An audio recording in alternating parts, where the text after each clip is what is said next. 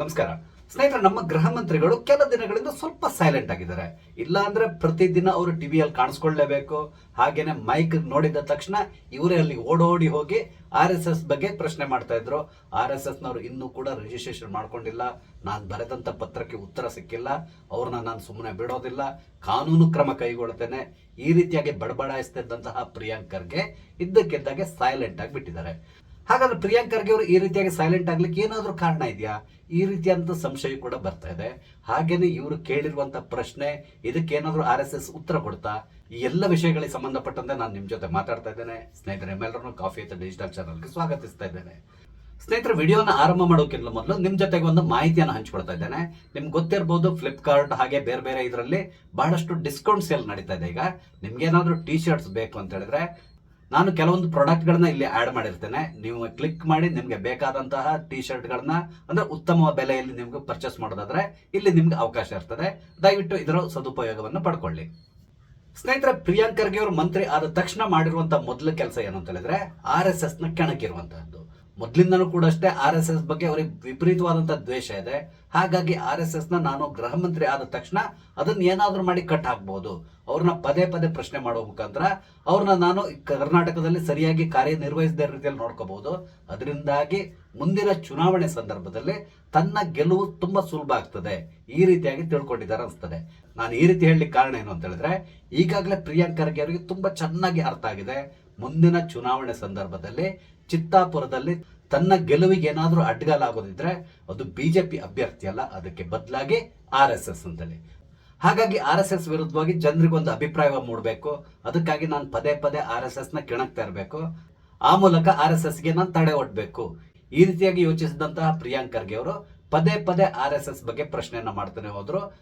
ಮೋಹನ್ ಭಾಗವತ್ ಅವರಿಗೆ ಪತ್ರವನ್ನ ಕೂಡ ಬರೆದ್ರು. ಆ ಪತ್ರಕ್ಕೆ ಮೋಹನ್ ಭಾಗವತ್ ಯಾವ ರೀತಿಯಾಗಿ ಎದುರೇಟು ಕೊಟ್ಟರು ಎಲ್ಲದೂ ಗೊತ್ತಿರುವಂತಹದ್ದು. ಈಗ ಕೆಲ ದಿನಗಳಿಂದ ಪ್ರಿಯಾಂಕ್ ಖರ್ಗೆ ಅವರು ಸ್ವಲ್ಪ ಸೈಲೆಂಟ್ ಆಗಿಬಿಟ್ಟಿದ್ದಾರೆ. ಈ ರೀತಿ ಆಗ್ಲಿಕ್ಕೂ ಕೂಡ ಒಂದು ಕಾರಣ ಇದೆ. ಅದೇನು ಅಂತ ಹೇಳಿದ್ರೆ ಇತ್ತೀಚೆಗೆ RSS ಒಂದು ಹೇಳಿಕೆಯನ್ನು ಕೊಟ್ಟಿದೆ. ಆ ಹೇಳಿಕೆಯಲ್ಲಿ ಅವರು ಅತ್ಯಂತ ಕ್ಲಿಯರ್ ಆಗಿ ಹೇಳ್ಬಿಟ್ಟಿದ್ದಾರೆ, ನಮ್ಮ ದೇಶದ ಸಂವಿಧಾನದ ಪ್ರಕಾರ ಯಾವುದೇ ಸಂಘಟನೆ ಆಗ್ಲಿ ಅದು ತನ್ನ ಹೆಸರನ್ನ ನೋಂದಾಯಿಸಿಕೊಳ್ಳೋದು ಕಡ್ಡಾಯ ಅಂತೇಳಿ ಇಲ್ಲ. ಒಂದ್ ವೇಳೆ ಸರ್ಕಾರ ಏನಾದ್ರೂ ಯಾವುದೇ ಸಂಘ ಸಂಸ್ಥೆ ಆಗ್ಲಿ ಅವರು ಕಡ್ಡಾಯವಾಗಿ ನೋಂದಣಿ ಮಾಡ್ಕೋಬೇಕು ಅಂತ ಹೇಳಿದ್ರೆ ನಾವು ಕೂಡ ನೋಂದಣಿ ಮಾಡ್ಕೊಂತೇವೆ. ನಾವು ಸಂವಿಧಾನಕ್ಕಿಂತಲೂ ಮಿಗಿಲಾದವರಲ್ಲ, ಖಂಡಿತವಾಗಿಯೂ ನಾವು ನೋಂದಣಿ ಮಾಡ್ಕೊಳ್ತೇವೆ, ಅಂದ್ರೆ ರಿಜಿಸ್ಟ್ರೇಷನ್ ಮಾಡ್ಕೊಂಡ್ ಬಿಡ್ತೇವೆ ಅಂತ ಹೇಳಿದ್ದಾರೆ. ಹಾಗೇನೆ ದೇಶದಲ್ಲಿ RSS ಮಾತ್ರ ಅಲ್ಲ ನೋಂದಣಿ ಆಗದೆ ಇರುವಂತಹ ಸಂಸ್ಥೆ, ಹಲವಾರು ಸಂಘ ಸಂಸ್ಥೆಗಳು ನೋಂದಣಿ ಆಗದೇನೆ ಕೆಲಸ ಮಾಡ್ತಾ ಇದ್ದಾರೆ. ಅವರು ಕೂಡ ಅಷ್ಟೇ ಸಂವಿಧಾನದಲ್ಲಿರುವಂತಹ ಈ ಒಂದು ಅನುಕೂಲ ಏನಿದೆ ಅದನ್ನ ಉಪಯೋಗಿಸ್ಕೊಂಡಿದ್ದಾರೆ. ನಾವು ಕೂಡ ಅಷ್ಟೇ ಸಂವಿಧಾನದಲ್ಲಿ ಏನಿದೆಯೋ ಅದನ್ನ ನಾವು ಪಾಲಿಸ್ತಾ ಇದ್ದೇವೆ. ಸಂವಿಧಾನದಲ್ಲಿ ಏನಾದ್ರು ಬದಲಾವಣೆ ಆದ್ರೆ ನೋಂದಣಿ ಮಾಡ್ಕೊಳ್ಳೇಬೇಕು ಅಂತ ಒಂದು ತಿದ್ದುಪಡಿ ಏನಾದ್ರು ಆದ್ರೆ ಖಂಡಿತವಾಗಿ ನಾವು ನೋಂದಣಿ ಮಾಡ್ಕೊತೇವೆ, ಅದಕ್ಕೆ ಯಾವುದೇ ರೀತಿಯಂತ ಅಭ್ಯಂತರ ಇಲ್ಲ. ಈ ರೀತಿಯಾಗಿ ಹೇಳಿಕೆಯನ್ನು ಕೊಟ್ಟಿದ್ದಾರೆ. ಹಾಗೇನೆ ಇನ್ನೊಂದು ಮಾತನ್ನ ಹೇಳಿದ್ದಾರೆ. ಅದೇನು ಅಂತ ಹೇಳಿದ್ರೆ RSS ನ ಆದಾಯದ ಮೂಲವನ್ನ ಪದೇ ಪದೇ ಪ್ರಿಯಾಂಕ್ ಖರ್ಗೆ ಪ್ರಶ್ನೆ ಮಾಡ್ತಾ ಇದ್ರಲ್ಲ, ಅದಕ್ಕೆ ಕೂಡ ಉತ್ತರ ಸಿಕ್ಕಿದೆ. ಇಲ್ಲಿ RSS ಪ್ರಮುಖರು ಏನು ಹೇಳಿದ್ದಾರೆ ಅಂತ ಹೇಳಿದ್ರೆ ನಾವು ವರ್ಷಕ್ಕೊಮ್ಮೆ ಗುರುದಕ್ಷಿಣೆಯನ್ನ ಪಡ್ಕೊಳ್ತೇವೆ. ಗುರುದಕ್ಷಿಣೆ ನಮ್ಗೆ ಎಷ್ಟು ಬಂತು, ಎಷ್ಟು ಖರ್ಚಾಯ್ತು ಎಲ್ಲದೂ ನಾವು ಪಕ್ಕಾ ಲೆಕ್ಕ ಇಟ್ಟಿರ್ತೇವೆ. ಹಾಗೇನೆ ನಮ್ಗೆ ಇವತ್ತೇನಾದ್ರು ಗುರುದಕ್ಷಿಣೆ ಬಂದ್ರೆ ಮರುದಿನ ನಮ್ಮ ಬ್ಯಾಂಕಿನ ಅಕೌಂಟಿಗೆ ಅದನ್ನ ಡೆಪಾಸಿಟ್ ಮಾಡ್ತೇವೆ. ಈ ಹಣವನ್ನೇ ನಾವು ಉಪಯೋಗಿಸ್ಕೊಂಡು ಕಾರ್ಯಕ್ರಮಗಳನ್ನು ನಡೆಸ್ತೇವೆ, ನಮ್ಮ ಖರ್ಚು ವೆಚ್ಚಗಳನ್ನ ತೂಗಿಸ್ಕೊಂಡು ಹೋಗ್ತೇವೆ. ಈ ರೀತಿಯಾಗಿ ಹೇಳಿಕೆಯನ್ನ ಕೊಟ್ಟಿದ್ದಾರೆ. ಅಂದ್ರೆ ಪ್ರಿಯಾಂಕ್ ಖರ್ಗೆ ಪ್ರತಿ ಬಾರಿ ಕೇಳ್ತಾ ಇದ್ರಲ್ಲ, ನಿಮ್ಮ ಹಣದ ಮೂಲ ಏನು, ಆ ಹಣವನ್ನು ಯಾವ ರೀತಿ ಖರ್ಚು ಮಾಡ್ತೀರಾ, ಎಷ್ಟು ಖರ್ಚು ಮಾಡಿದ್ದೀರಾ, ನನಗೆ ಲೆಕ್ಕ ಕೊಡಿ ಅಂತೇಳಿ ಕೇಳ್ತಾ ಇದ್ರಲ್ಲ, ಅದಕ್ಕೆ ಅತ್ಯಂತ ಕ್ಲಿಯರ್ ಆದಂತಹ ಉತ್ತರವನ್ನೇ ಇಲ್ಲಿ RSS ಕೊಟ್ಟಿದೆ. ನೀನ್ ಯಾವನಯ್ಯ ನಮ್ಮನ್ನ ಲೆಕ್ಕ ಕೇಳಲಿಕ್ಕೆ, ನಾವು ಮೊದ್ಲಿಂದಾನು ಕೂಡ ಲೆಕ್ಕ ಇಟ್ಟಿದ್ದೇವೆ, ನೀನ್ ಕೇಳಿದೆ ಅಂತ ತಕೊಂಡು ಹೊಸದಾಗಿ ಏನ್ ಲೆಕ್ಕ ಇಡ್ಲಿಕ್ಕೆ ಹೋಗ್ತಾ ಇಲ್ಲ. ಎಲ್ಲಾ ರೀತಿಯಂತ ಲೆಕ್ಕಾಚಾರವನ್ನ ನಾವು ಮೇಂಟೈನ್ ಮಾಡ್ಕೊಂಡು ಹೋಗ್ತಾ ಇದ್ದೇವೆ, ಒಂದೇ ಒಂದು ಪೈಸವನ್ನ ನಾವು ದುರುಪಯೋಗ ಪಡಿಸ್ಕೊಳ್ಳೋದಿಲ್ಲ. ಈ ರೀತಿಯಾಗಿ ಹೇಳಿಕೆ ಕೊಡುವ ಮುಖಾಂತರ ಪ್ರಿಯಾಂಕ್ ಖರ್ಗೆ ಅವರಿಗೆ ಚಾಟಿ ಏಟನ್ನ ಕೊಟ್ಟಿದ್ದಾರೆ ಅಂತೇಳಿ ಹೇಳ್ಬಹುದು.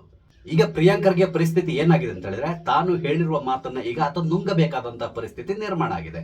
ಯಾಕಂತ ಹೇಳಿದ್ರೆ ಅವರು ಈ ಹಿಂದೆ ಒಂದು ಮಾತನ್ನ ಹೇಳಿದ್ರು, ನಾನು ಕೂಡ ಸ್ವಲ್ಪ ದಿನ ಕಾಯ್ತೇನೆ, ಯಾಕಂದ್ರೆ RSS ನವರಿಗೂ ಕೂಡ ಅವರ ದಾಖಲೆ ಪತ್ರಗಳನ್ನು ಹುಡುಕ್ಲಿಕ್ಕೆ ಬಹಳಷ್ಟು ಸಮಯ ಬೇಕಾಗ್ಬೋದು. ಈ ಸಂಸ್ಥೆ 100 ವರ್ಷ ಹಳೆಯ ಸಂಸ್ಥೆ ಅಲ್ಲ, ಎಲ್ಲೆಲ್ಲಿ ಇಟ್ಟಿರ್ತಾರೋ ಅವರಿಗೆ ಗೊತ್ತಿರಲ್ಲ. ನಾಗ್ಪುರದಲ್ಲಿದೆಯೋ ಅಥವಾ ಬೆಂಗಳೂರು ಆಫೀಸ್ ನಲ್ಲಿದೆಯೋ ಅಥವಾ ಇನ್ಯಾವುದೋ ರಾಜ್ಯದ ಆಫೀಸ್ ನಲ್ಲಿದೆಯೋ ಅವ್ರಿಗೆ ಗೊತ್ತಿರಲ್ಲ. ಹಾಗಾಗಿ ಹುಡುಕಿ ಅವ್ರಿಗೆ ಕೊಡ್ಲಿಕ್ಕೆ ಸಮಯ ತಗೊಳ್ಬಹುದು. ಒಂದ್ ವೇಳೆ ಅವರು ದಾಖಲೆಗಳನ್ನ ರೆಡಿ ಮಾಡ್ಕೊಂಡು ನನ್ನನ್ನ ಕರೆದ್ರೆ ನಾನು RSS ಕಚೇರಿಗೆ ಹೋಗಿ ಕೂತ್ಕೊಂಡು ಅದನ್ನ ಪರಿಶೀಲನೆ ಮಾಡ್ತೇನೆ ಅಂತ ಹೇಳಿದ್ರು. ಹಾಗೇನೆ ಒಂದ್ ವೇಳೆ ದಾಖಲೆಗಳನ್ನ ಕೊಟ್ಟಿಲ್ಲ ಅಂತ ಹೇಳಿದ್ರೆ ನಾನು ಕಾನೂನು ಕ್ರಮವನ್ನ ಕೈಗೊಳ್ತೇನೆ, ಈ ರೀತಿಯಾಗಿ ಎಚ್ಚರಿಕೆಯನ್ನು ಕೂಡ ಕೊಟ್ಟಿದ್ದಾರೆ. ಸದ್ಯಕ್ಕೆ RSS ನವರು ಯಾವುದೇ ರೀತಿಯ ದಾಖಲೆ ಪತ್ರಗಳನ್ನು ಸಬ್ಮಿಟ್ ಮಾಡಿಲ್ಲ, ಹಾಗೆ ಅವ್ರು ಸಬ್ಮಿಟ್ ಮಾಡೋದು ಇಲ್ಲ ಕೂಡ. ಯಾಕಂತ ಹೇಳಿದ್ರೆ ಪ್ರಿಯಾಂಕ್ ಖರ್ಗೆ ಕೂಡ ಅಷ್ಟೇ ಯಾವುದೇ ಕಾರಣಕ್ಕೆ ಇವ್ರ ಮೇಲೆ ಕಾನೂನು ಕ್ರಮವನ್ನು ಕೈಗೊಳ್ಳಿಕ್ಕೆ ಸಾಧ್ಯ ಆಗುದಿಲ್ಲ. ಹಾಗಾಗಿ RSS ನವರಿಗೂ ಕೂಡ ತುಂಬಾ ಚೆನ್ನಾಗಿ ಗೊತ್ತಿದೆ, ಈತ ಏನೋ ಬೊಗಳ್ತಾನೆ ಅಂತ ತಕೊಂಡು ನಾವ್ಯಾಕೆ ತಲೆ ಕೆಡಿಸ್ಕೋಬೇಕು, ಅವ್ರ ಕೆಲಸವನ್ನ ಅವ್ರು ಮಾಡ್ಕೊಂಡು ಹೋಗ್ತಾ ಇದ್ದಾರೆ.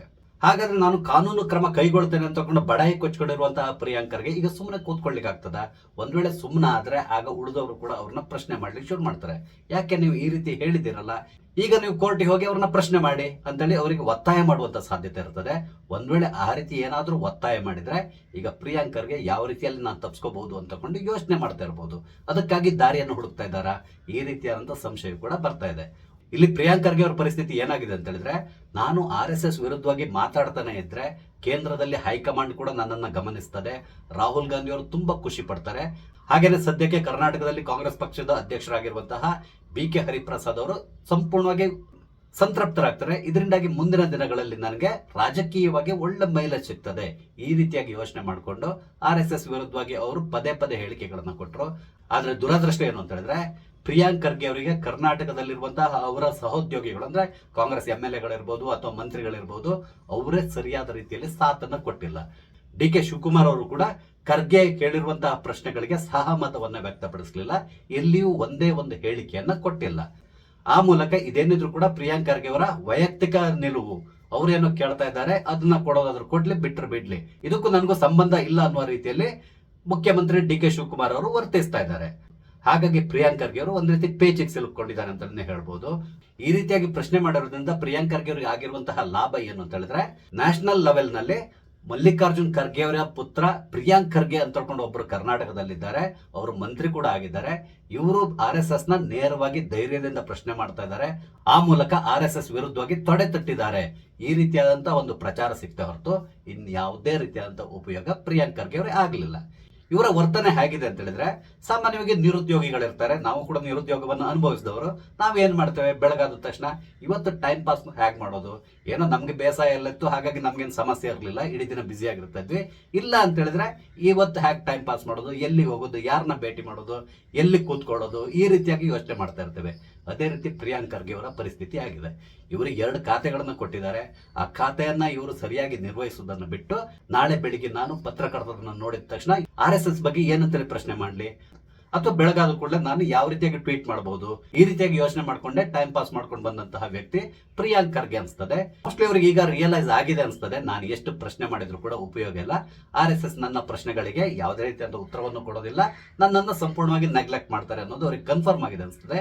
ಹಾಗಾಗಿ ಸದ್ಯಕ್ಕೆ ಸೈಲೆಂಟ್ ಆಗಿದ್ದಾರೆ. ಈಗ SIR ನಡೀತಾ ಇದೆಯಲ್ಲ, ಇದಕ್ಕೆ ಸಂಬಂಧಪಟ್ಟಂತೆ ಪುನಃ ಅವರು ಪ್ರಶ್ನೆಗಳನ್ನು ಎತ್ತಿದ್ದಾರೆ. ನಾವು ಚುನಾವಣಾ ಆಯೋಗಕ್ಕೆ ಪತ್ರವನ್ನ ಬರೆದಿದ್ದೇವೆ, ಅದಕ್ಕೆ ಉತ್ತರ ಬಂದಿಲ್ಲ, ನಾವು ಮುಂದೆ ನ್ಯಾಯಾಲಯಕ್ಕೆ ಹೋಗ್ತೇವೆ, ಹಾಗೆ ಹೀಗೆ ಅಂತ ಮಾತಾಡಲಿ ಶುರು ಮಾಡಿದ್ದಾರೆ. ಪ್ರಿಯಾಂಕ್ ಖರ್ಗೆ ಅವರು ಮೋಸ್ಟ್ಲಿ ಮರ್ತೋಗಿದೆ ಅನ್ಸ್ತದೆ, ಪಶ್ಚಿಮ ಬಂಗಾಳದ ಮಾಜಿ ಮುಖ್ಯಮಂತ್ರಿ ಆಗಿರುವಂತಹ ಮಮತಾ ಬ್ಯಾನರ್ಜಿ ಅವರು ಚುನಾವಣೆ ಸಂದರ್ಭದಲ್ಲಿ ಚುನಾವಣಾ ಪ್ರಚಾರ ಮಾಡೋದಕ್ಕಿಂತಲೂ ಹೆಚ್ಚಾಗಿ ಅವ್ರು ಮಾಡಿರುವಂತಹ ಕೆಲಸ ಏನು ಅಂತ ಹೇಳಿದ್ರೆ, ಈ SIR ನ ಪ್ರಶ್ನಿಸಿ ಕೋರ್ಟಿಗೆ ಅಲ್ದಾಡಿರುವಂತಹದ್ದು. ಪ್ರತಿದಿನ ಬೆಳಗಾದ್ರೆ SIR ವಿರುದ್ಧ ಪ್ರತಿಭಟನೆಯನ್ನ ಮಾಡಿರುವಂತದ್ದು, ಸಭೆ ನಡೆಸಿರುವಂತಹದ್ದು. ಆ ಮೂಲಕ ನಾನು ಪಶ್ಚಿಮ ಬಂಗಾಳದಲ್ಲಿ ಗೆಲ್ತೇನೆ ಅಂತ ತಿಳ್ಕೊಂಡಿದ್ರು. ಆದ್ರೆ ಅದೆಲ್ಲದು ಉಲ್ಟಾಗಿ ಸದ್ಯಕ್ಕೀಗ ಹೇಳ ಹೆಸರಿಲ್ಲದ ರೀತಿಯಲ್ಲಿ ಆಗೋಗ್ಬಿಟ್ಟಿದ್ದಾರೆ. ಕೆಲ ದಿನಗಳಿಂದ ಮಮತಾ ಬ್ಯಾನರ್ಜಿ ಅವರ ಹೆಸರನ್ನು ಕೂಡ ಯಾರು ಹೇಳ್ತಾ ಇಲ್ಲ, ಅಷ್ಟೊಂದು ಮೂಲೆ ಗುಂಪಾಗ್ಬಿಟ್ಟಿದ್ದಾರೆ ಮಮತಾ ಬ್ಯಾನರ್ಜಿ ಅವರು. ತಮ್ಮ ಪಕ್ಷವನ್ನೇ ತಾವು ಕಳ್ಕೊಂಡಿದ್ದಾರೆ, ಈಗ ಅಕ್ಷರಶಃ ಬೀದಿಗೆ ಬಿದ್ದುಬಿಟ್ಟಿದ್ದಾರೆ. ಇಂತಹ ಮಮತಾ ಬ್ಯಾನರ್ಜಿಯನ್ನು ನೋಡಿ ಆದ್ರೂ ನಮ್ಮ ಪ್ರಿಯಾಂಕ್ ಖರ್ಗೆ ಅವರು ತಿಳ್ಕೋಬೇಕು.